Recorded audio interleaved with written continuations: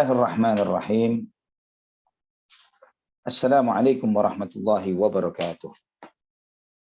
Innal hamdalillah nahmaduhu wa nasta'inuhu wa nastaghfiruh wa na'udzu billahi min shururi anfusina wa sayyiati a'malina.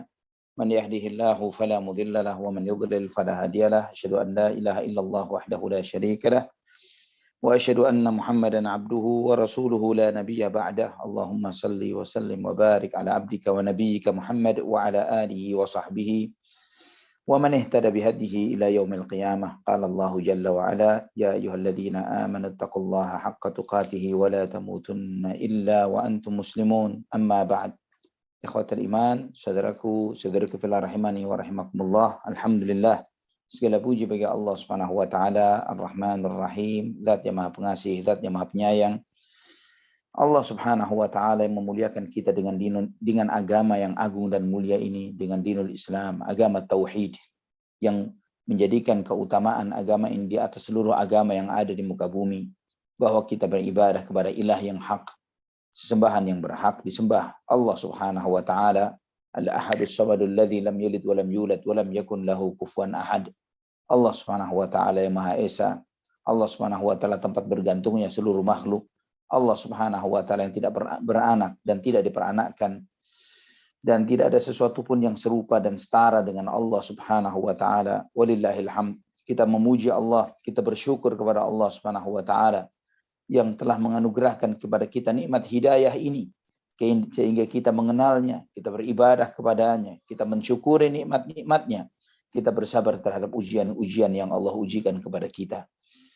Dan kita bertaubat kepada Allah Subhanahu wa taala dari setiap dosa dan maksiat yang kita lakukan.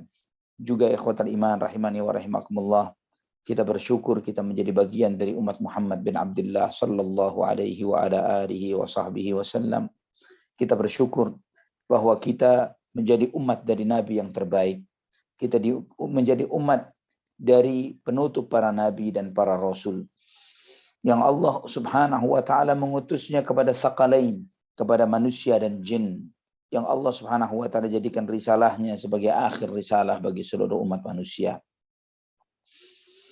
Bahkan Allah Subhanahu wa taala menjadikan diutusnya beliau, bahkan perjalanan hidup beliau, sebagai hujjah dan bukti akan kemahabenaran Allah Subhanahu wa taala. Maka ikhwatal iman rahimani wa rahimakumullah, semakin bertambah syukur kita dengan diberinya kita kesempatan untuk hadir di majelis ilmu ini, untuk terus mengkaji dan mempelajari sirah dari Nabi yang mulia ini. Walillahil hamdu wal minnah. Semoga Allah Subhanahu wa taala senantiasa memberikan kebaikan-kebaikan kepada kita semuanya di kehidupan dunia ini, kebaikan-kebaikan di kehidupan akhirat, dan dijauhkan dari api neraka.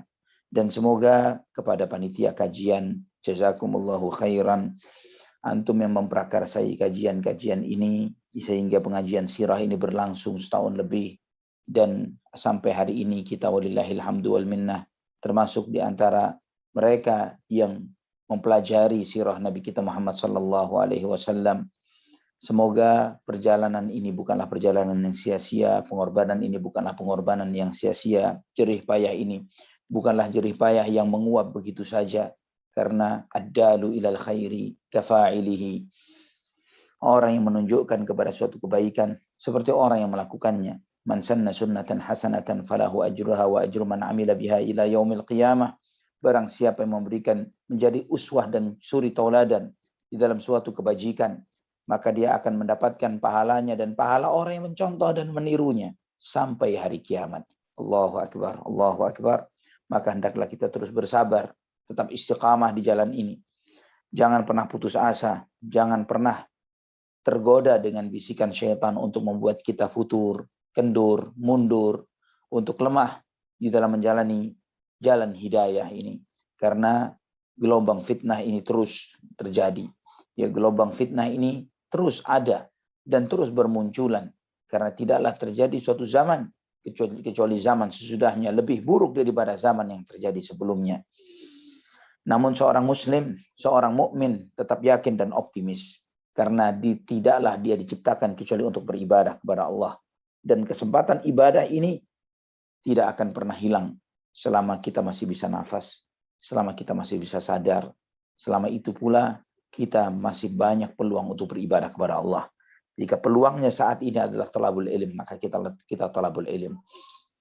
Jika peluangnya adalah amar ma'ruf dan nahi munkar, maka kita amar ma'ruf dan nahi munkar. Jika peluangnya adalah untuk berzikir, beribadah, bermunajat, maka kita melakukan semua peluang itu.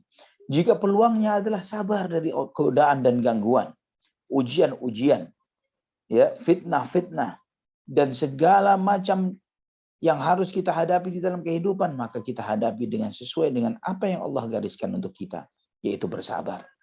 Ikhwatan iman rahimani wa rahimakumullah. Di kesempatan ini insya Allah kita akan membahas tentang bai'ah al-aqabah yang pertama. Bai'atul aqabah yang pertama. Dan bai'atul aqabah ini ada terjadi, ya disebut dengan aqabah, itu suatu tempat yang ada di Mina. Ya, suatu tempat yang ada di Mina. Dan ini yang menjadi titik balik di antara sebab salah satu titik balik perjuangan dakwah Rasulullah SAW, sehingga Allah Subhanahu wa taala setelah ini ada proses-proses yang menyebabkan Aus dan Khazraj beriman kepada Rasulullah SAW. Kemudian berubahlah, meleburlah nama Aus dan Khazraj, berubahlah mereka menjadi Ansar. Sebuah gelar yang agung dan mulia yang dengannya Allah Subhanahu wa taala memuliakan mereka di Al-Qur'an. Dan Nabi SAW memuliakan mereka dengan gelar ini. Hilanglah nama Aus dan Khazraj. Dan itu berlangsung sampai kepada keturunan-keturunan mereka. Pada keturunan-keturunan Ansar, mereka tidak lagi disebutkan keturunan Aus, keturunan Khazraj.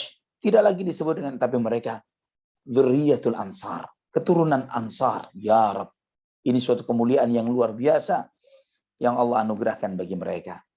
Dan Aqabah inilah, subhanallah, Ana sedikit menceritakan, Ana kebetulan juga memiliki usaha di bidang properti, dan di Bekasi sini tidak jauh dari Jakarta Timur, Ana buat nama perumahannya perumahan Gria Aqabah. Ya, Ana sampaikan kepada teman-teman yang kenapa Gria Aqabah, Ana ceritakan terinspirasi dari peristiwa Bai'atul Aqabah ini. Ikhwatan iman rahimani wa rahimakumullah. Walaupun secara bahasa arti kata Aqabah adalah sesuatu yang terjal, sesuatu yang tidak mudah untuk dijangkau. Wa ma adraka mal aqabah, fakku raqabah, atau it'amun fi yaumin dzi masghabah, yatiman dza maqrabah, atau miskinan dza matrabah. Ya, Allah Subhanahu wa taala menyebutkan apakah itu aqabah, sesuatu yang terjal, sesuatu yang tidak mudah untuk dijangkau. Ikhwatan iman rahimani wa rahimakumullah. Ketika sebagian mereka yang bertemu dengan Nabi Shallallahu Alaihi Wasallam, sebagaimana yang dikisahkan pada sebelumnya, yang para sahabat Aus dan Khazraj yang pertama kali mereka yang mendapatkan gelar Ansar ini, mereka pulang ke kota Madinah. Mereka menceritakan tentang Rasulullah Shallallahu Alaihi Wasallam kepada kaumnya. Mereka mendakwahkan Islam sehingga tersebarlah agama Islam ini di kota Madinah, sehingga tidak tersisa satu rumah pun dari rumah-rumah Ansar kecuali mereka menyebut nama Muhammad Rasulullah Sallallahu Alaihi Wasallam. Sehingga pada tahun berikutnya, ya di tahun 12 kenabian, bertepatan dengan musim haji, berangkatlah 12 orang, 2 dari Aus, 10 dari Khazraj, yang 5-nya dari 6 orang yang tahun lalu bertemu dengan Nabi Sallallahu Alaihi Wasallam. Dari Khazraj, ya dari Khazraj ini dari Bani Najjar, harus memahami dalam kabilah-kabilah Arab, ya kabilah-kabilah Arab itu dalam ilmu nasab itu ada istilahnya batan, ada afghaz. Batan itu induknya, afghaz itu cabang-cabangnya. Ya batan itu dalam bahasa Arab artinya perut, fakhaz artinya paha. Jadinya seperti Quraisy itu batan. Kemudian cabang-cabangnya ada Makhzum, ada Taim, ada Adi, ada Hashim, ya, dan seterusnya. Ini ilmu nasab yang perlu dipahami seperti itu. Seperti misalnya nama anak Ali Hasan Bawazir. Bawazir itu batan induknya, ya besarnya. Namun ada cabang kecilnya, ada Al-Uthman, ada dan beragam lagi, banyak lagi fakhaznya.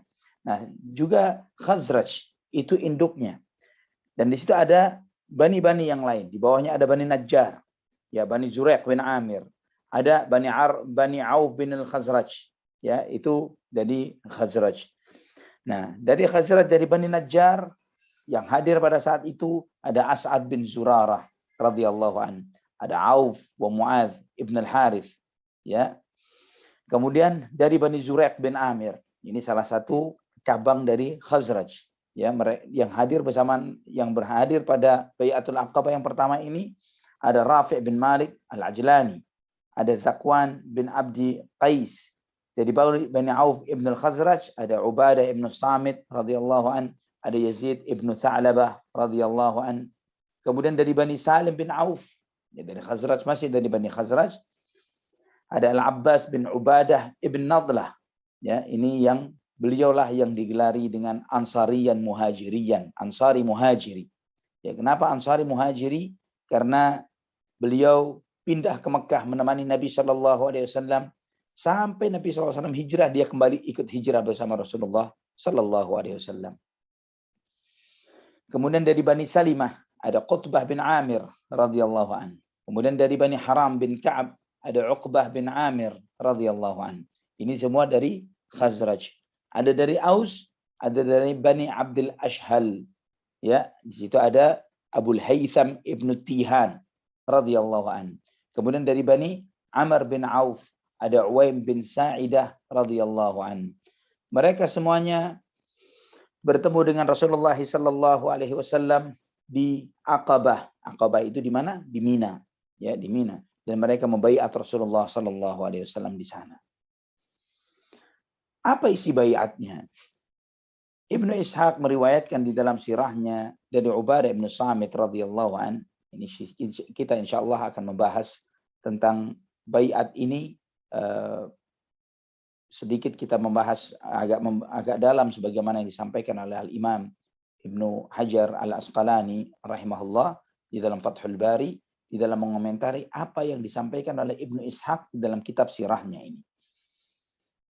Beliau meriwayatkan dari Ibnu Ishaq, meriwayatkan di dalam sirahnya dari Ubadah ibn Samit radhiyallahu anhu. Ubadah ibn Samit mengatakan, "Kuntu mimman hadara al-aqabatal ula wa kunna 12 rajulan. Fabaya'na Rasulullah sallallahu alaihi wasallam ala bai'atin nisa." Bahwa aku di antara dua yang termasuk yang ikut hadir dalam bai'atul aqabah yang pertama. Kami ada 12 orang dan kami dibaiat oleh Rasulullah SAW sebagaimana baiatnya para wanita. Maksudnya apa baiatnya wanita? Yaitu baiat yang disebutkan oleh Allah Subhanahu wa taala di dalam surat Al-Mumtahanah ayat 12. Nanti insya Allah kita akan membahasnya. Dan itu terjadi sebelum adanya syariat qital, syariat jihad, yang isinya adalah bahwa agar kami tidak boleh menyekutukan Allah Subhanahu wa taala apapun. Kami tidak boleh mencuri, kami tidak boleh berzina, kami tidak boleh membunuh anak-anak kami. Kami tidak boleh membuat kebohongan yang kami ada-adakan dengan tangan dan kaki kami. Dan kami tidak boleh bermaksiat, ya, menentang Nabi sallallahu alaihi wasallam di dalam perintahnya ya, dalam hal yang ma'ruf. Wala na'siyahu fi ma'rufin. Dan kemudian Nabi SAW menyampaikan, fa in wafaitum falakumul jannah wa in ghasyitum min dzalika syai'an fa amrukum ila Allah in syaa'a 'adzaba wa in syaa'a ghafar. Maka jika kalian penuhi baiat ini, maka kalian akan mendapatkan surga. Dan jika kalian melanggar dari itu, maka ketetapan kalian, urusan kalian di tangan Allah Subhanahu wa taala. Jika Allah menghendaki, Allah mengazab kalian. Jika Allah menghendaki, Allah mengampuni kalian. Ini disebut oleh Ibn Hisham di dalam sirahnya. Dan riwayat yang lain. Dalam Sahih Bukhari dan Muslim. Ini terlihat yang tadi adalah dari Ibnu Ishaq rahimahullah. Sekarang dalam Sahih Bukhari dan Muslim rahimahullah dari Ubadah ibn Samit radhiyallahu anhu. Beliau berkata, "Anna Rasulullah sallallahu alaihi wasallam qala," bahwa Rasulullah sallallahu alaihi wasallam bersabda, "Wa haulahu 'isabatun min ashabihi." Dan sekeliling Nabi sallallahu alaihi wasallam ada beberapa rombongan orang dari sahabat beliau. Bayi'uni ala an la tusyriku billahi syai'an wa la tasriqu ولا تزنوا ولا تقتلوا أولادكم ولا تأتوا ببهتان تفترونه بين أيديكم وأرجلكم ولا تعصوا في معروف فمن وفى منكم فأجره على الله ومن أصاب من ذلك شيئا فعوقب به في الدنيا فهو كفارة له ومن أصاب من ذلك شيئا ثم ستره الله فهو إلى الله إن شاء عفا عنه وإن شاء عاقبه. Nabi SAW bersabda, hendaklah kalian membaiatku dan hendaklah kalian membaiatku agar jangan kalian menyekutukan Allah Subhanahu wa taala dengan sesuatu apapun. Dan jangan kalian mencuri, jangan kalian berzina, jangan kalian membunuh anak-anak kalian, jangan kalian membuat kebohongan yang kalian ada-adakan dengan tangan dan kaki kalian. Maksud kebohongan ini, ikhwatal iman, kenapa dikaitkan dengan tangan dan kaki padahal yang berbohong lisan? Karena seseorang ketika berbohong, misalnya dia dihukum, dicambuk tangan dan kakinya, atau seseorang itu dihukum karena kebohongannya, ini biasanya dalam bahasa Arab, dzalika bima qaddamat yadak atau bima kasabat yadak. Ini akibat apa yang dilakukan oleh tanganmu, padahal yang melakukan adalah lisan. Ikhwatal iman rahimani wa rahimakumullah. Itulah kenapa dalam teks baiat ini disebutkan wala ta'tu bi buhtanin taftarunahu baina aydikum wa arjulikum. Dan janganlah engkau mengadakan suatu kebohongan yang kalian ada-adakan dengan tangan dan kaki kalian. Wala ta'su fi ma'ruf. Jangan kalian berbuat maksiat ya di dalam hal yang ma'ruf. Dalam makna yang lain, wala ta'su fi ma'rufin, dan janganlah kalian menentang pemerintah kalian, pemimpin kalian yang mengajak kalian ke dalam hal yang ma'ruf. Barang siapa yang melakukan itu, maka pahalanya berada di tangan Allah Subhanahu wa taala, ada di sisi Allah Subhanahu wa taala. Pahalanya ada di sisi Allah Subhanahu wa taala. Fa ajruhu 'ala Allah. Jika disebut oleh Nabi sallallahu alaihi wasallam di sini pahalanya di sisi Allah Subhanahu wa taala, Nabi sallallahu alaihi wasallam tidak menyebutkan secara spesifik pahalanya itu berupa apa, tapi hanya disebutkan fa ajruhu 'ala Allah. Kata Al-Hafiz Ibnu Hajar dalam Fathul Bari, disebutkan secara global seperti ini sebagai bentuk pengagungan, pembesaran bahwa pahala itu betul-betul dijamin dari yang ditanggung oleh Allah Subhanahu wa taala. Dan ini menunjukkan bahwa barang siapa seseorang yang taat kepada Allah Subhanahu wa taala, maka Allah Subhanahu wa taala menjamin pahalanya dengan pahala yang sebesar-besarnya yang Allah berikan kepadanya. Kemudian waman asaba min dzalika syai'an, barang siapa yang melakukan itu sedikit pun, ya dijelaskan oleh Imam An-Nawawi rahimahullah, maksudnya adalah di luar kesyirikan. Karena syirik tidak diampuni kecuali dia bertaubat kepada Allah Subhanahu wa taala. Ya, famin dzalika syai'an fa'uqiba bihi fid dunya fahuwa kaffaratun lahu. Dan dia dihukum di dunia, maka itu adalah kafarah baginya. Di sini hadis ini mengajarkan juga kepada kita, barang siapa yang ditegakkan hukum qisas bagi dirinya di dunia terkait tentang suatu dosa besar yang dia lakukan, maka itu sudah cukup sebagai kafarah bagi orang tersebut, walaupun dia belum bertaubat dari dosa itu. Jadi misalnya seorang yang berzina, ketangkap dan kemudian dirajam, maka itu kafarah bagi orang tersebut dan dia tidak akan lagi dihukum di akhirat karena perbuatan zina itu. Dan demikian pula yang lainnya. Dan barang siapa yang melakukan hal itu, kemudian ditutupi aibnya oleh Allah Subhanahu wa taala, maka tanggungannya adalah pada Allah Subhanahu wa taala. Jika Allah Subhanahu wa taala menghendaki, Allah maafkan. Jika Allah Subhanahu wa taala menghendaki, Allah akan menghukumnya. Maka kata Ubadah bin Samit radhiyallahu an, fabaya'nahu ala dzalik. Maka kami pun membaiat Rasulullah SAW dalam hal itu. Ikhwatul iman rahimani wa rahimakumullah. Di dalam apa yang disampaikan oleh sahabat Ubadah bin Samit radhiyallahu an, di dalam isi baiat ini, para ulama, terutama Al-Hafidz Ibnu Hajar rahimahullah, menjelaskan bahwa isi baiat ini tidak dengan jelas menegaskan bahwa ini adalah konteks atau isi ibadah, isi baiat yang ada di Baiatul Aqabah yang pertama. Kenapa? Karena Ubadah ibn Samit radhiyallahu an mengaitkan isi baiat ini dengan Baiatun Nisa, yaitu yang Allah sebutkan dalam surat Al-Mumtahanah yang tadi Anda singgung. Sedangkan baiat itu terjadi setelah perjanjian Hudaybiyah tanpa perselisihan di antara para ulama.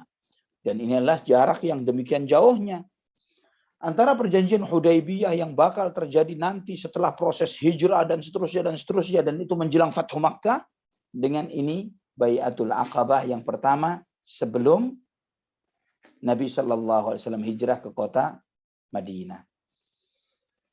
Maka para ulama menjelaskan akan hal ini. Ya, menjelaskan tentang apa yang disampaikan oleh Ibnu Ishaq tentang penyebutan Baiatun Nisa di antaranya. Saya sebutkan perkataan Al-Hafidh Ibnu Katsir rahimahullah di dalam Al-Bidayah wan Nihayah.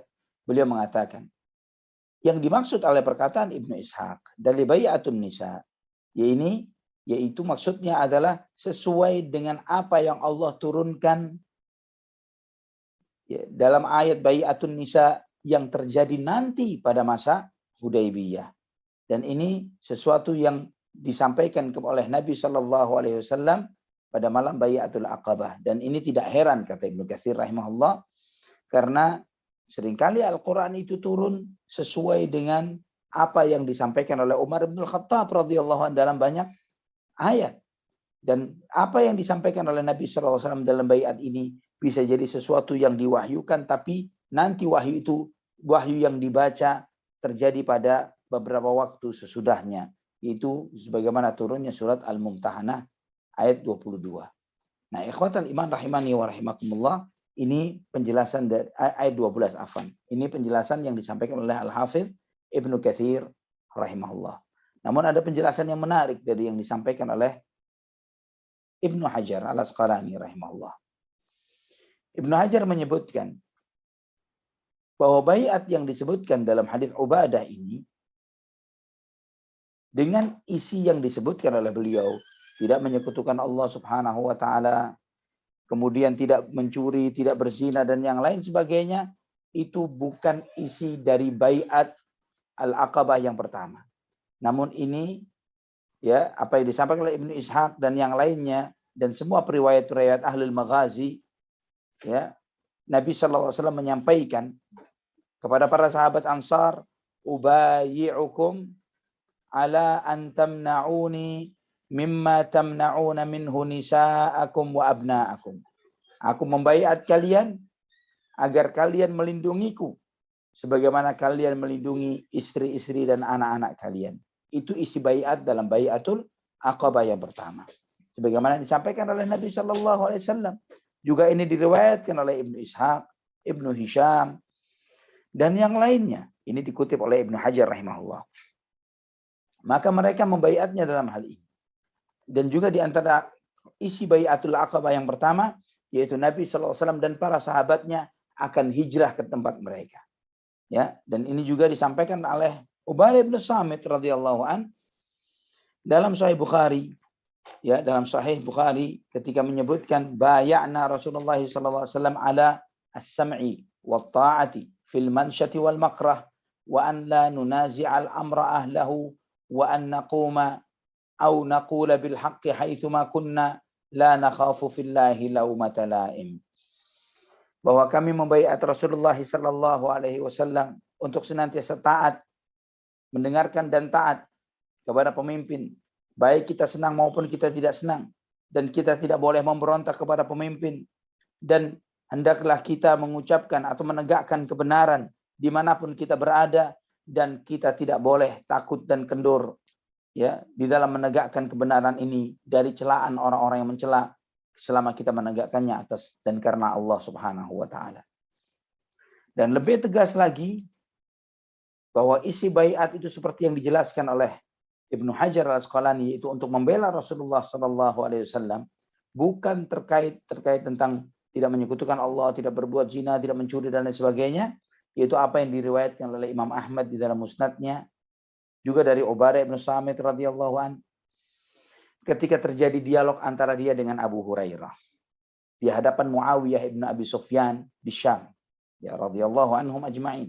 Ubadah berkata kepada Abu Hurairah, "Ya Abu Hurairah, innaka lam takun ma'ana idh bay'ana Rasulullah sallallahu alaihi wasallam 'ala as-sam'i wa ta'ati fi an-nashati wal kasal wa 'ala al-amri bil ma'ruf wan nahyi 'anil munkar wa 'ala an naqula al-haqq wa lan nakhafa fillahi lawmata la'im wa 'ala an nansura Rasulullah sallallahu alaihi wasallam idza qadiba 'alaina yathriba fanamna'uhu mimma namna'u minhu anfusana wa azwajana wa abna'ana wa lanal jannah fahadhihi bai'atu Rasulillah sallallahu alaihi wasallam allati bay'anahu 'alaiha." Kata Abu Ubadah bin Samit kepada Abu Hurairah, "Wahai Abu Hurairah, kamu belum pernah hadir bersama kami. Kamu belum ada ketika kami membaiat Rasulullah sallallahu alaihi wasallam ketika beliau masih di Makkah agar kami taat, mendengar dan taat dalam kesungguhan dan kemalasan kami, agar kami menegakkan al-amru bil ma'ruf dan nahyi 'anil munkar, mengajak kepada kebajikan dan mencegah dari kemunkaran, agar kami mengatakan kebenaran dan kami tidak pernah kendur dan takut di dalam menyampaikan kebenaran ini dari celaan orang yang mencela, dan agar kami membela Rasulullah sallallahu alaihi wasallam ketika beliau nanti tiba kepada kami di Yathrib, kota Madinah, dan kami membela beliau sallallahu alaihi wasallam sebagaimana kami membela jiwa kami, istri dan anak-anak kami, dan jaminan bagi kami adalah surga. Inilah baiat kami kepada Nabi sallallahu alaihi wasallam pada hari itu." Ini penegasan dari Ubadah bin Samit secara mendetail akan hal ini sebagaimana disebutkan di dalam Musnad Imam Ahmad. Dan ini semuanya dikutip oleh Al-Hafidz Ibnu Hajar rahimahullah. Inilah yang terjadi pada Bai'atul Aqabah yang pertama. Setelah itu ada baiat-baiat yang lainnya. Yang di antara baiat-baiat itu adalah apa yang disebutkan oleh Ibnu Ishaq dalam Sahih Bukhari dan Muslim dan yang lainnya juga dari sahabat Ubadah bin Samit yang isinya yang telah kita baca ini. Nah, ikhwatan iman rahimani wa rahimakumullah. Yang semakin menguatkan bahwa baiat yang isinya adalah jangan agar kita tidak menyekutukan Allah, tidak mencuri, tidak berzina, tidak membuat kebohongan dan tidak membunuh anak-anak kita dan seterusnya. Itu semuanya adalah baiat susulan berikutnya yang nantinya terjadi setelah Fathu Makkah. Setelah Fathu Makkah, yaitu sesuai dengan turunnya surat Al-Mumtahanah ayat 12 ini. Yaitu firman Allah Subhanahu wa taala, "Ya ayyuhan nabiyyu idza ja'akal mu'minatu yubayyi'naka 'ala an la yushrikna billahi syai'a wa la yasriqna wa la yaznina wa la yaqtulna awladahunna wa la ya'tina bi buhtanin yaftarinahu baina aydihinna wa arjulihinna wa la ya'sinaka fi ma'rufin fabayi'hunna wastaghfir lahunna Allah innallaha ghafurur rahim." Wahai Nabi, jika datang kepadamu wanita-wanita beriman, mereka membaiatmu, maka baiatlah mereka agar mereka tidak menyekutukan Allah Subhanahu wa taala dengan sesuatu apapun. Agar mereka tidak mencuri, tidak berzina, tidak membunuh anak-anak mereka, dan tidak membuat kebohongan dengan tangan dan kaki mereka, dan janganlah mereka bermaksiat dalam hal yang ma'ruf.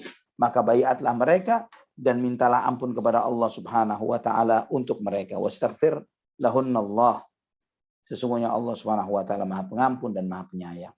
Turunnya ayat ini belakangan, ya, setelah peristiwa Hudaybiyah tanpa ada perselisihan di antara para ulama dalam hal ini.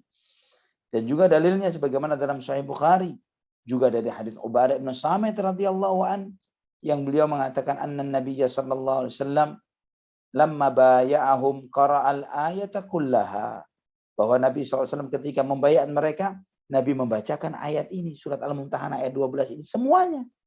Ya, dan dalam Sahih Muslim juga disebutkan fatala alaina ayatan nisa. Kemudian Nabi sallallahu alaihi wasallam membacakan kepada kami ayat bai'atun nisa ini, alla yusyrikna billahi syai'a. Juga dalam At-Tabrani, dalam Mu'jamnya, dari jalur yang lain, dari sanad yang lain, dari Ubadah bin Samit radhiyallahu an, beliau mengatakan bay'ana Rasulullah sallallahu alaihi wasallam ala ma bay'a alaihi nisa'u yauma fathi Makkah. Nabi sallallahu alaihi wasallam membaiat kami sebagaimana baiat beliau kepada para wanita. Kapan? Ketika Fathu Makkah. Ketika Fathu Makkah. Juga dalam Sahih Muslim dari Ubadah bin Samit radhiyallahu anhu juga beliau menjelaskan akhadha alaina Rasulullah SAW kama akhadha 'alan nisa. Kami berbaiat kepada Nabi SAW sebagaimana beliau membaiat para wanita. Semua riwayat ini menunjukkan kepada kita ada berapa baiat? Banyak baiat. Sangat banyak baiat ini. Nabi SAW kepada para sahabatnya radhiyallahu anhum ajma'in. Nah, ikhwatal iman rahimani wa rahimakumullah. Baiat yang disampaikan oleh Ubadah bin Samit yang isinya sama seperti dalam surat Al-Mumtahanah itu terjadi setelah Fathu Makkah. Nah, kenapa dalam beberapa riwayat seperti Ibnu Ishaq, mereka ini jika antum membaca dalam buku-buku sirah yang lain tidak ada penjelasan ini. Ya, penjelasan ini spesial buat antum yang ikut kajian ininya. Ini tidak ada dalam kitab-kitab sirah yang lain seperti Ar-Rahiqul Makhtum ataupun yang lainnya. Mereka hanya mengutip begitu saja kisah ini, tapi tidak membahas secara mendetail tentang apa yang terjadi sebetulnya pada Bai'atul Aqabah yang pertama. Yang pada intinya adalah Bai'atul Aqabah yang pertama adalah komitmen untuk membela Nabi Shallallahu Alaihi Wasallam, untuk menerima Nabi Shallallahu Alaihi Wasallam ketika tiba kepada mereka, dan demikian pula kepada para sahabat Al-Muhajirin yang mereka akan hijrah kepada mereka. Nah, kenapa terjadi kerancuan ini? Itu adalah karena sebagian periwayat yang meriwayatkan dari Ubadah ibn Samit, mereka meriwayatkan banyak baiat yang dialami oleh Ubadah ibn Samit radhiyallahu anhu. Dan mereka mendengar kisah-kisah ini dari sahabat Ubadah ibn Samit radhiyallahu anhu. Yang Ubadah ibn Samit yang menghadiri semua baiat-baiat itu, terutama diantaranya adalah Bai'atul Aqabah. Dan beliau ada di Bai'atul Aqabah yang pertama ini. Juga hadir pada baiat pada waktu Fathu Makkah. Dan Bai'atul Aqabah adalah baiat yang spesial. Ya, baiat yang pertama. Yang menjadi kemuliaan, yang keagungan semua yang hadir pada saat itu dari kalangan sahabat Ansar. Maka Ubadah bin Samit radhiyallahu an seringkali mengingat peristiwa itu sebagai bentuk kemuliaan yang Allah Subhanahu wa taala muliakan beliau pada kesempatan itu. Kemuliaan yang dengannya Allah Subhanahu wa taala memuliakan beliau adalah orang yang pertama yang membaiat Rasulullah sallallahu alaihi wasallam. Maka ketika beliau menceritakan tentang baiat-baiat yang terjadi sebelumnya, sebagian orang yang mendengar kisah ini, cerita ini dari sahabat Ubadah bin Samit, sebagian periwayat mereka bercampur di benaknya antara baiat yang ini dengan baiat yang itu. Ya. Dan itulah kenapa ikhwatal iman rahimani wa rahimakumullah, sebagian periwayat mencampur adukkan peristiwa baiat yang pertama di Bai'atul Aqabah dengan beberapa baiat yang bakal terjadi berikutnya. Wallahu a'lam bishawab. Ini penjelasan dari Al-Hafidh Ibnu Hajar Al-Asqalani dalam Fathul Bari di jilid yang pertama halaman 95. Juga ditegaskan oleh penulis kitab sirah yang lainnya seperti Dr. Muhammad Abu Syuhbah rahimahullah, yang beliau menyebutkan ketika mengutip perkataan Al-Hafidh Ibnu Hajar ini, beliau mengatakan inilah yang perlu kita pahami dari sirah Nabi Shallallahu Alaihi Wasallam, dan memang demikianlah ada apa adanya. Karena Al-Hafidh Ibnu Hajar, kata Muhammad Abu Syuhbah rahimahullah, adalah orang yang paling kenal, paling paham tentang para sahabat radhiyallahu anhum, yang juga mengetahui sirah Nabi Shallallahu Alaihi Wasallam, memahami turunnya Al-Quran dan sebab turunnya, memahami jalur-jalur sanad riwayat-riwayat yang berbeda satu dengan yang lainnya, yang membaca semua literatur-literatur sirah yang bahkan mungkin sebagian literatur itu tidak sampai ke kita, membaca sejarah-sejarahnya para sahabat. Nah, kemudian kata Muhammad Abu Syuhbah, walahu intiqadatun kathiratun sa'ibatun ala Ibn Ishaq wa ghairihi min kutabis siyar wa tarikhir rijal. Dan banyak kritikan-kritikan, ya, pelurusan-pelurusan fakta-fakta sejarah yang disampaikan oleh Ibnu Hajar rahimahullah, baik terhadap Ibnu Ishaq dan penulis-penulis sejarah yang lainnya, dan penulis-penulis periwayat-periwayat yang lainnya. Dan dengan ini ikhwatal iman, ya, dengan tahqiq, ya, dengan bagaimana analisa yang dilakukan oleh Ibnu Hajar terhadap realita-realita sejarah ini bisa meluruskan beberapa kerancuan-kerancuan, ya, praduga-praduga yang dipelajari oleh para peneliti sirah Nabi Shallallahu Alaihi Wasallam, yang mereka meneliti sirah sesuai dengan bimbingan wahyu Al-Quran dan Sunnah Nabi Shallallahu Alaihi Wasallam. Sehingga sebagian orang yang belum memahami dengan benar atau tersembunyi bagi mereka, bagaimana bisa surat Al-Mumtahanah ini turun nanti beberapa tahun kemudian. Namun bagaimana ini disampaikan oleh Nabi pada awal baiat, ini adalah suatu kerancuan. Namun itu semuanya didudukkan oleh para ulama dengan rapi, dengan baik. Ikhwatal iman rahimani wa rahimakumullah.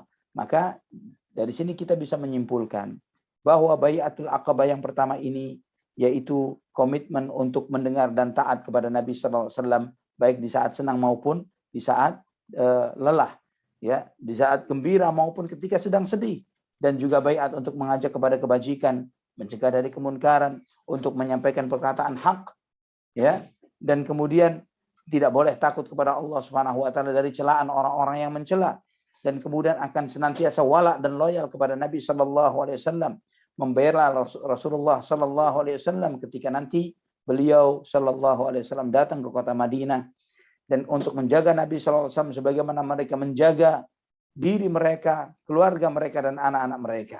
Dan kemudian adapun baiat yang seperti baiatun nisa itu terjadi sesudah itu. Ini kesimpulan dari baiatul aqabah yang pertama. Nah, ikhwatal iman rahimani wa rahimakumullah. Perlu dipahami tentang konteks baiat ini. Bahwa baiat itu adalah sumpah setia, sumpah janji, sumpah setia. Yang itu hanya dilakukan kepada pemimpin yang resmi, yang sah. Pemimpin yang resmi dan sah. Apa yang dimaksud dengan resmi dan sah? Yaitu pemimpin yang diakui secara bersama dalam kedaulatan suatu negara. Dia memiliki kekuasaan, memiliki teritorial, memiliki hak paksa.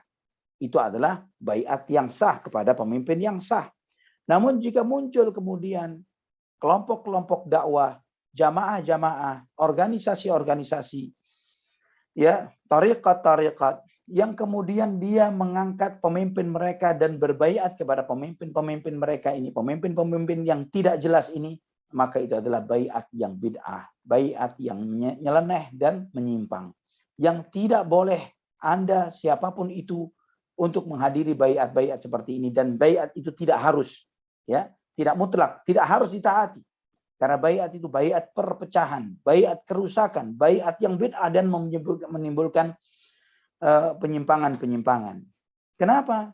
Karena kalian berbaiat kepada seorang pemimpin yang tidak nyata. Tidak ada wujudnya. Karena padahal baiat itu tujuannya adalah untuk mentaati seorang imam. Dan imam ini dikatakan imam atau seorang pemimpin ketika dia memiliki kekuasaan di atas tanah, bukan pemimpin di bawah tanah. Ya, seperti baiatnya misalnya sebagai contoh di sini. Orang-orang Syiah Rafidhah, mereka memiliki seorang imam yang mereka taati, imam yang ma'dum, ya, yang mereka anggap imam maksum tapi ma'dum, sesuatu yang tidak ada. Yang ditanya, mana imam kalian, Imam Mahdi kalian ini? Hilang di dalam sebuah gua di Sirdab sana. Ya, Sirdab Samira di Irak sana. Hilang sudah sejak beberapa abad yang lalu. Kapan munculnya? Wallahu a'lam bishawab. Entah munculnya kapan. Namun imam ini ada, kita harus taat, sumpah setia kepada imam itu. Apa artinya seorang imam yang ditaati tapi imamnya tidak nongol, tidak ada? Ya, bagaimana kalian sholat berjamaah, bermakmum kepada suatu imam, namun imamnya gaib? Ya, Allahu Akbar, sami'allahu liman, imamnya mana? Tidak ada, gaib. Apakah ini seorang imam? La, imam itu ditaati, ikhwatan iman rahimani wa rahimakumullah, adalah karena kita dengan bersatunya dengan taat kepada imam tersebut, maka bersatulah suatu bangsa, suatu masyarakat dengan kepada seorang pemimpin ini. Dia ditaati, dia memiliki teritorial, dia memiliki kekuasaan, ya, yang dengan itu dia punya hak paksa, hak pindah, hak ini dan sebagainya.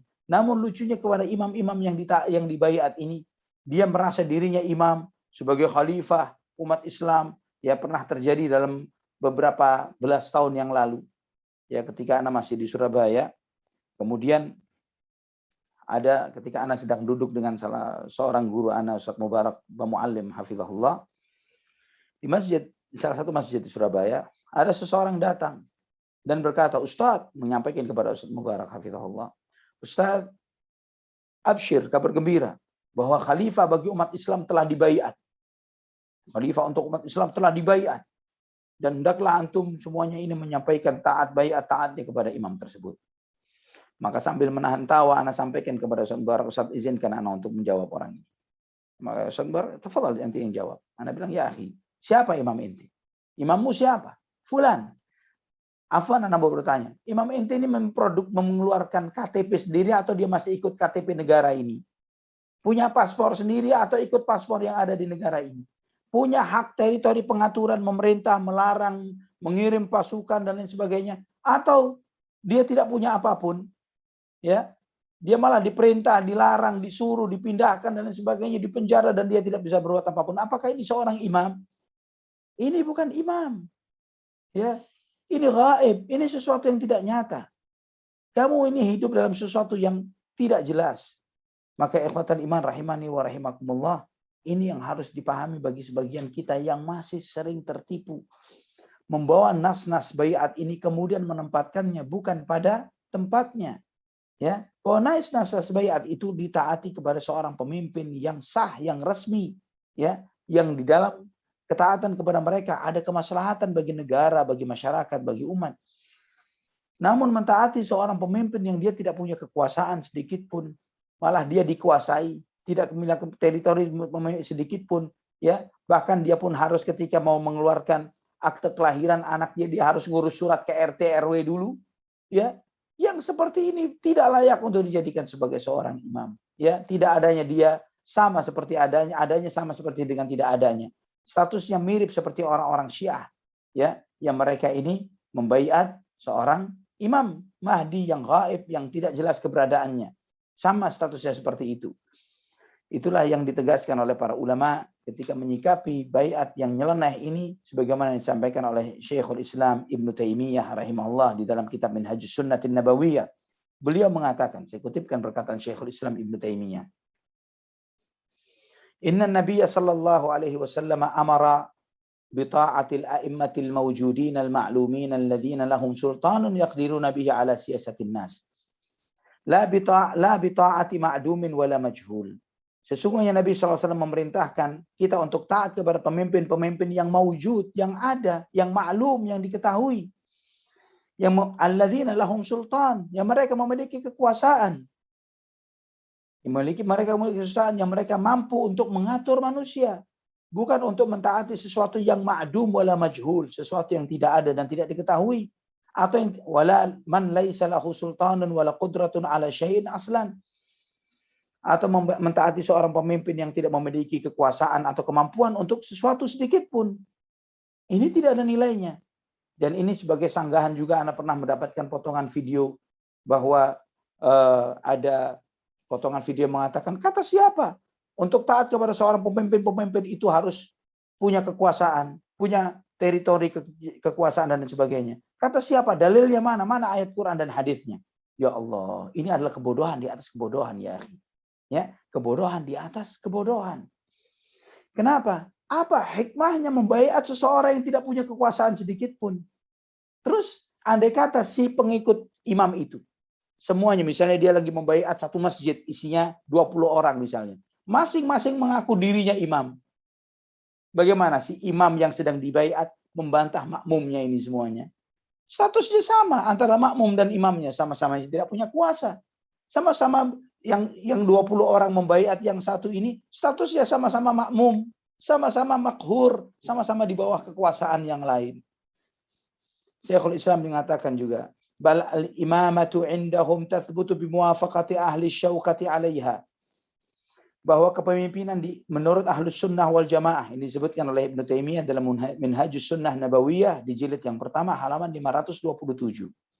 Ya, ini Anda pernah sampaikan juga ketika terjadi dialog dengan sebagian kelompok-kelompok ekstremis yang mereka membaiat kepada tokoh-tokoh imam-imam mereka, jamaah-jamaah mereka, Ana sampaikan kepada mereka, nih, inilah menurut Ahlus Sunnah wal Jamaah.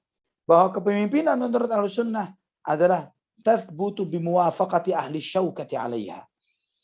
Terjadi dengan kesepakatannya orang-orang yang memiliki senjata dan kekuasaan. Wala yasirur rajulu imaman hatta yuwafiqahu ahli syaukati 'alaiha. Seseorang itu tidak dikatakan sebagai seorang imam sampai orang-orang yang bersenjata dan memiliki kekuasaan ikut memproklamirkan dia sebagai penguasa. Alladzina yahsulu bi ta'atihim lahu maqsudul imamah. Yang dengan taatnya semuanya kepadanya tercapailah tujuan dari kepemimpinan. Fa innal maqsuda minal imamati innama yahsulu bil qudrati was sultan. Karena tujuan diangkatnya seorang pemimpin itu terjadi dengan adanya kekuasaan. Fa idza buyi'a bai'atan hasalat bihal qudratu was sultanu sara imaman. Maka ketika ada suatu baiat kepada seseorang yang dia memiliki kekuasaan, memiliki persenjataan, memiliki teritori, maka dialah seorang imam. Walihada qala a'immatus salaf. Maka oleh karena itulah berkata para imam-imam salaf, man sara lahu qudratun wa sultanun yaf'alu bihi ma maqsudal wilayati fahuwa min ulil amri alladhina amara Allahu bi ta'atihi ma lam ya'muru bi ma'siyatillah. Barang siapa yang memiliki kekuasaan dan dengan itu dia sampai kepada derajat kepemimpinan, maka dialah ulil amr yang Allah perintahkan kita untuk taat kepada mereka selama mereka tidak memerintah kepada maksiat. Fal imamatu mulkun wa sultanun. Maka kepemimpinan itu adalah kerajaan dan kekuasaan. Wal maliku la yasiru malikan bimuwafaqati wahidin wala itsnaini wala arba'ah. Raja itu tidak akan menjadi raja hanya karena disepakati oleh 1, 2, 3 atau 4 orang. Illa an takuna muwafaqatu haula'i taqtadi muwafaqata ghairihim bihaitsu yasiru malikan bidzalik. Kecuali jika 3, 4, 5 orang itu kesepakatan mereka menyebabkan disepakati oleh seluruhnya yang lain yang tidak hadir bersama mereka. Maka dengan itu jadilah dia seorang raja. Ini masih banyak lagi kutipan-kutipan dari para ulama, dari Syekhul Islam Ibnu Taimiyah, terutama di dalam kitab Minhajus Sunnah, dari jilid yang pertama sampai jilid yang keempat. Beliau banyak meluruskan, terutama maksud beliau membantah pemikiran kaum Syiah Rafidah terkait tentang bid'ah imamah mereka. Namun keserupaan imamah di kalangan kelompok-kelompok ini mirip dengan keserupaan imamah di kalangan kaum Syiah Rafidah. Allahul musta'an, wala haula wala quwata illa billah. Yang ini harus kita pahami dengan benar, ikhwatal iman, agar tidak terjerumus ke dalam kesesatan. Wallahu a'lam bishawab. Mungkin ada yang ditanyakan dari materi yang disampaikan. Baik, Ustaz. Masya Allah. Baik, sangat jelas sekali ini ada mungkin di tahun 2000-an saja di Indonesia itu marak 90 akhir ya sampai 2000-an mungkin marak tentang bayat-bayat dari salah satu organisasi gitu ya. Apalagi di kalangan kampus ya Ustaz ya. Sampai hari ini. Oh, sampai hari ini juga ya? Sampai hari ini, cuman suaranya masih sayup-sayup, nggak kelihatan karena Masya Allah.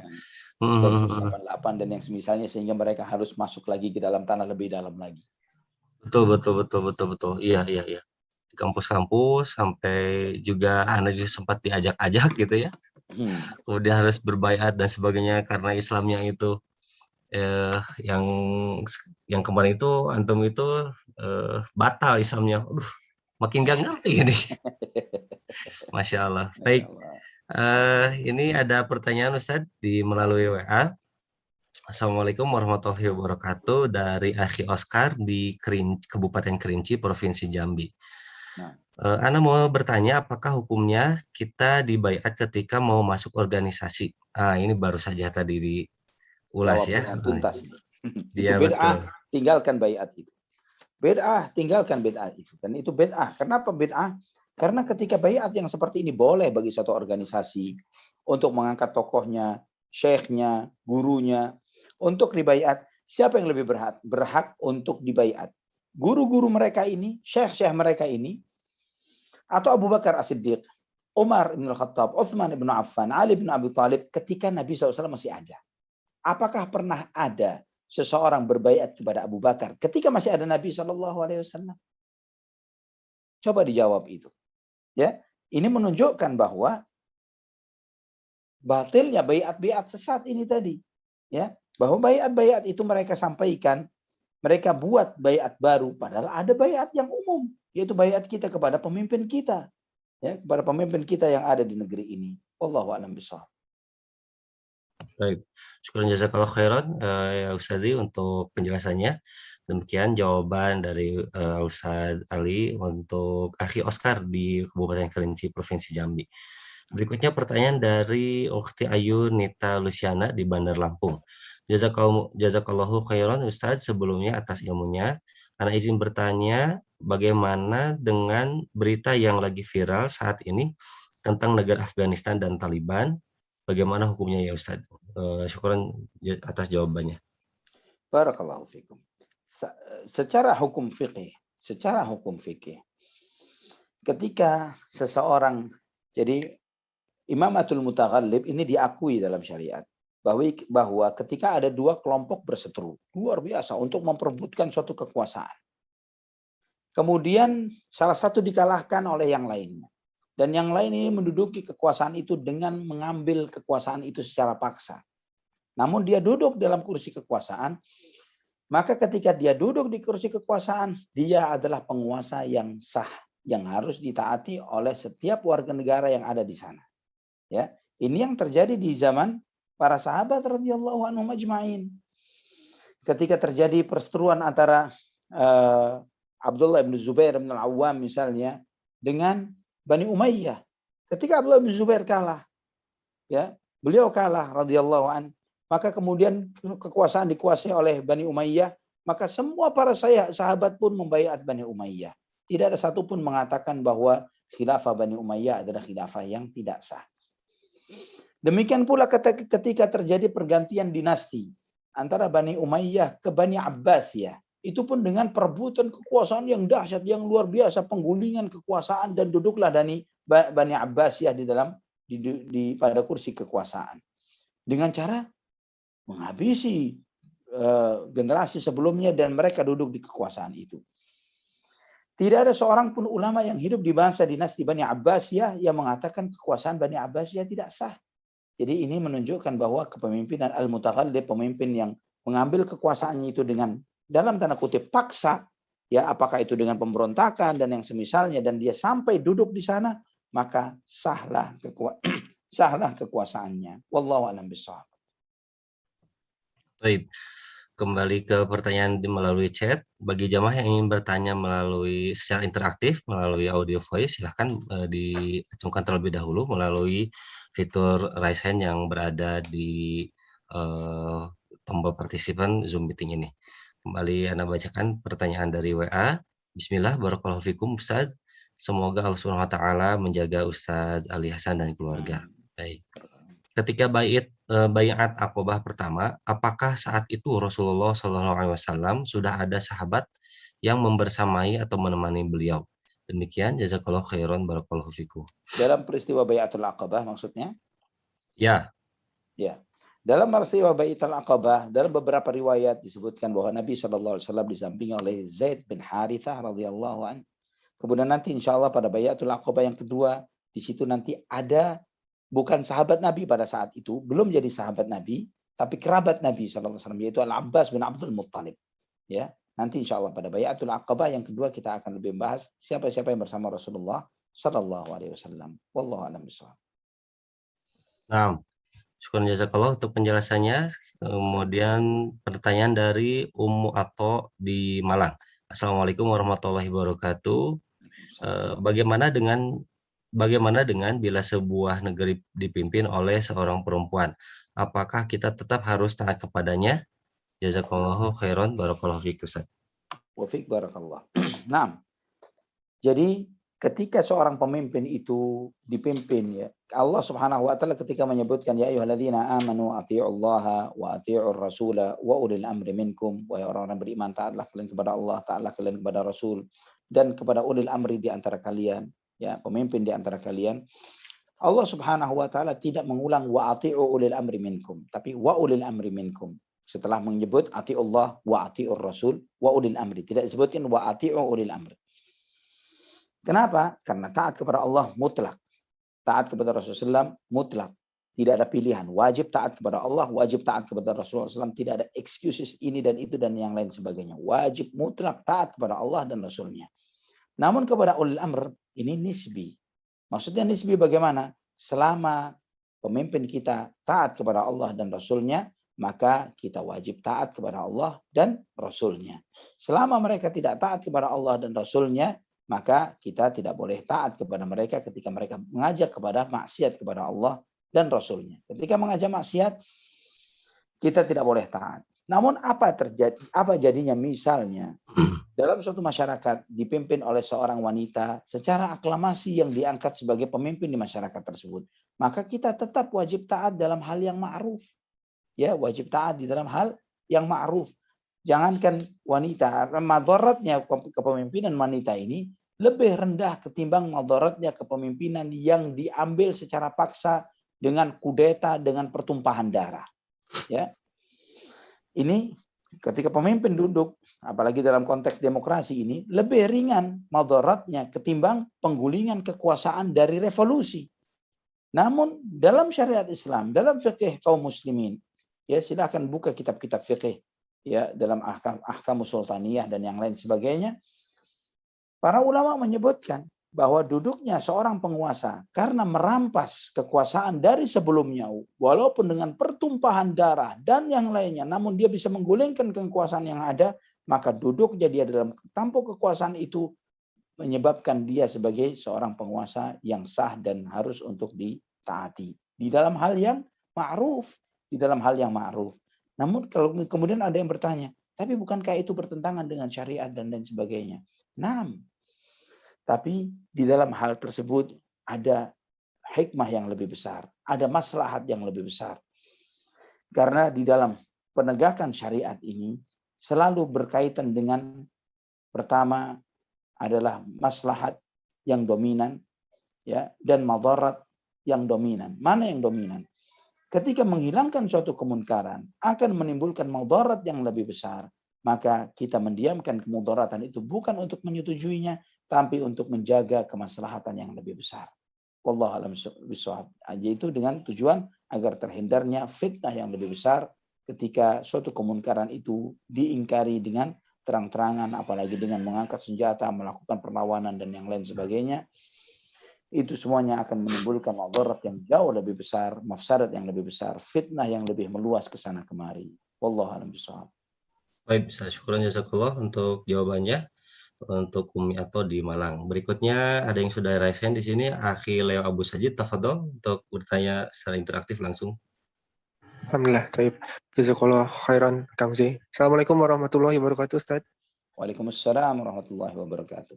Barakallahu fiik, Ustaz. Wa fiikum barakallah. Barakallahu fiikum juga buat jamian semua. Menyambung perkara ulil amri tadi, Ustaz. Bagaimana kalau yang skalanya lebih kecil tuh, Ustaz? Jadi, ya ini kan pekerja mengaji ya channelnya. Kalau di dunia kerja gitu gimana, Ustaz? Jadi, ada atasan kita langsung, atasan kita yang jadi direct superior, ada lagi di atasnya itu ada superior dari direct superior kita. Nah ini kita lebih taat kepada yang mana nih Ustadz? Kadang-kadang perintah di dunia kerja itu antara satu pemimpin dengan pemimpin yang lain itu bisa berbeda tuh Ustadz. Itu yang pertama. Kedua, bagaimana jika ini juga sering terjadi di lapangan nih Ustadz. Jadi ketika kita seperti dalam tanda kutip dizolimi ya Ustadz ya. Kita diminta ini itu yang sebenarnya di luar daripada area dari job desk kita gitu Ustadz, daripada tanggung jawab kita. Nah ini sebenarnya perkara yang ma'ruf, tapi kita menyikapinya seperti apa gitu Ustadz. Itu aja, jazakallahu khairan. Wa jazakumullah khair. Dunia kerja jauh lebih ringan ketimbang suatu teritori atau negara. Apalagi di zaman kita yang seperti ini. Kenapa? Karena negara konteksnya adalah tentang kewarganegaraan dan banyak hal aspek yang luar biasa luasnya. Namun dalam dunia kerja jauh lebih ringan. Kenapa jauh lebih ringan? Karena kalau kita tidak setuju dengan banyak hal yang sedang kita hadapi di tempat kita bekerja saat ini, kita memiliki kebebasan yang luar biasa untuk meninggalkan perusahaan itu dan masuk ke perusahaan yang lain. Dengan misalnya antum memiliki kecakapan yang luar biasa yang cukup ya dalam di posisi antum, maka akan sangat mudah bagi antum untuk bisa mendapatkan posisi yang sama atau lebih baik di perusahaan yang lainnya. Apalagi dalam konteks dunia kerja yang sudah tidak sehat, ketika satu pemimpin dengan pemimpin yang lain saling kontradiksi, ya saling memerintah dan melarang dengan hal yang perdebatan yang tidak. Jika itu yang terjadi, apa yang harus antum lakukan? Lakukan sesuatu yang mendatangkan kemaslahatan lebih baik bagi perusahaan, bukan kepentingan subjektif salah seorang pemimpin dari satu yang dari yang lainnya.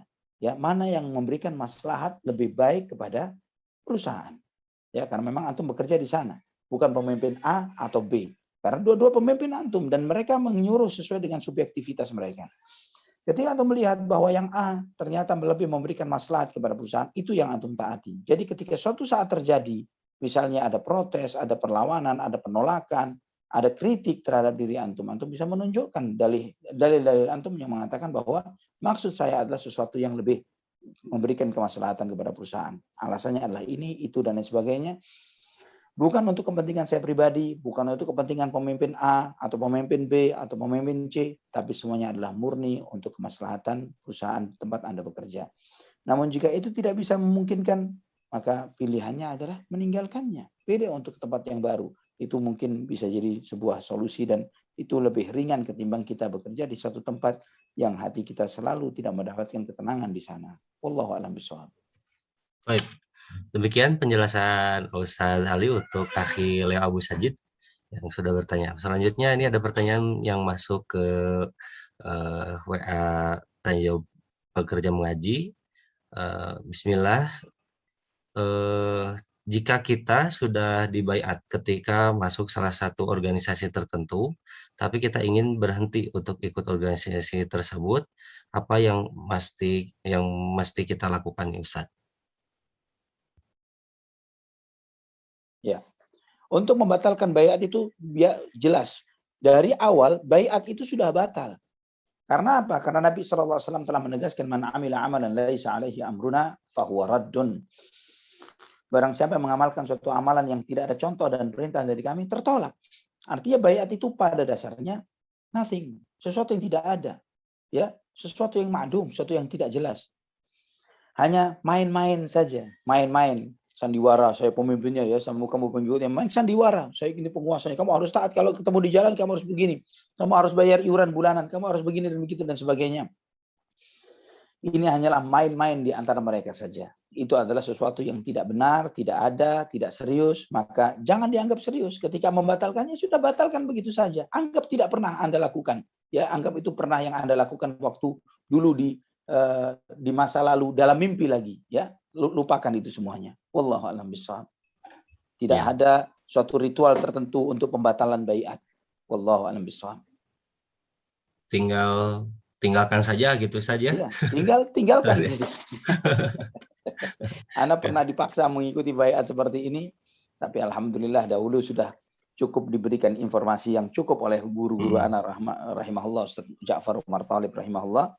Beliau banyak memberikan masukan ke ana dan memberikan nasihat ke ana.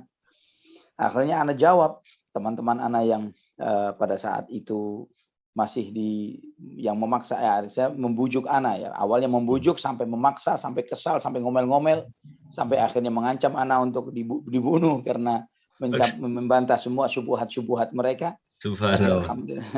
Alhamdulillah, alhamdulillah yang menjaga ana dari awal belajar ini di atas akidah dan manhaj sunnah ini. Walillahilhamdu wal minna. Masya Allah. Baik. Barakallahu fiik Ustaz. Alhamdulillah ini ada pertanyaan lagi yang masuk melalui WA.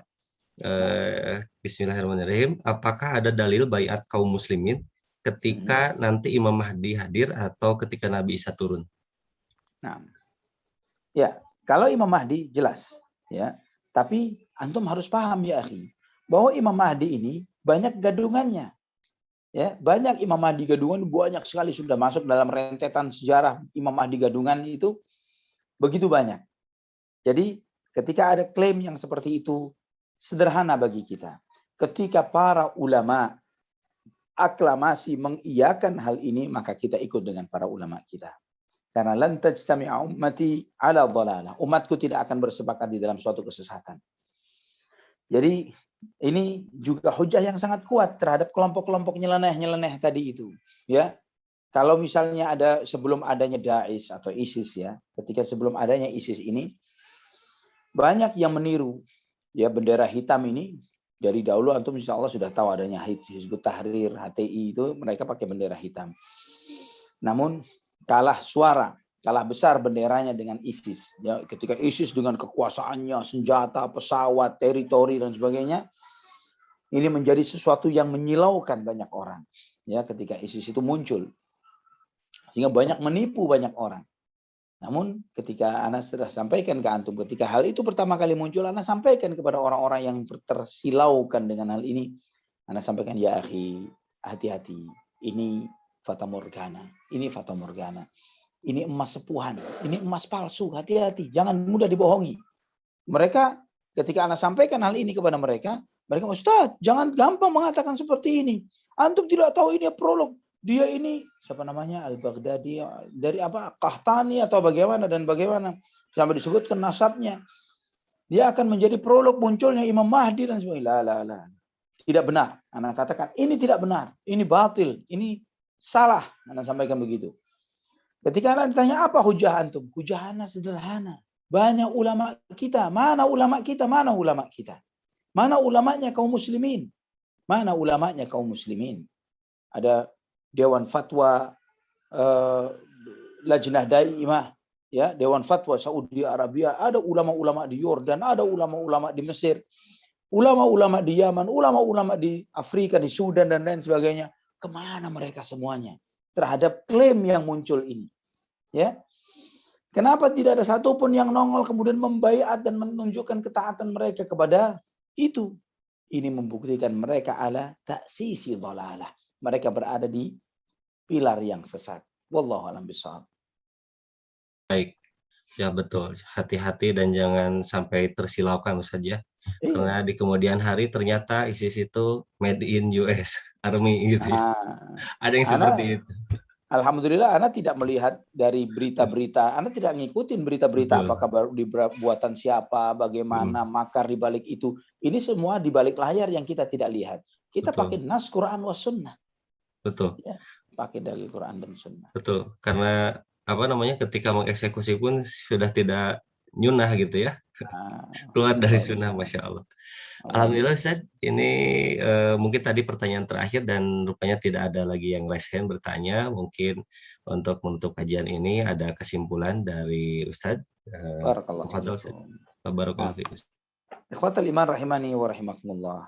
Ini yang kita pelajari pada kesempatan malam ini yang menjadi titik awal ya munculnya orang-orang Ansar yang ada di kota Madinah. Yang nantinya insya Allah kita akan melihat bagaimana para sahabat radhiyallahu anhum ajma'in, mereka belajar Islam, mereka ngaji Islam, mereka tabah bersabar sambil menanti hijrahnya Rasulullah SAW, dan bagaimana dakwah ini tersebar, bagaimana sholat Jumat pertama kali didirikan, siapa yang mendirikannya, ya, siapa guru-guru ngaji yang dikirim oleh Nabi SAW ke Madinah, ke Yathrib, sebagai prolog dibukanya kota Yathrib menjadi kota Madinah Rasulullah SAW. Insya Allah pertanyaan-pertanyaan ini kita akan jawab pada kajian kita yang akan datang. Semoga Allah SWT menjaga keistiqomahan kita di atas Islam dan sunnah ini sampai nanti ya Rabb ya Karim kita dipertemukan dengan Rasulullah SAW dan sahabat Muhajirin wal Ansar. Radhiyallahu anhum ajma'in. Amin ya rabbal alamin. Mungkin ini Kang Z dan ikhwatul iman rahimani wa rahimakumullah. Semoga apa yang kita pelajari bermanfaat bagi kita semuanya. Kita tutup dengan doa kafaratul majlis. Subhanakallahumma wa bihamdik asyhadu an la ilaha illa anta astaghfiruka wa atubu ilaik. Wassalamualaikum warahmatullahi wabarakatuh. Waalaikumsalam warahmatullahi wabarakatuh. Syukur jazakallahu khairan Ustaz.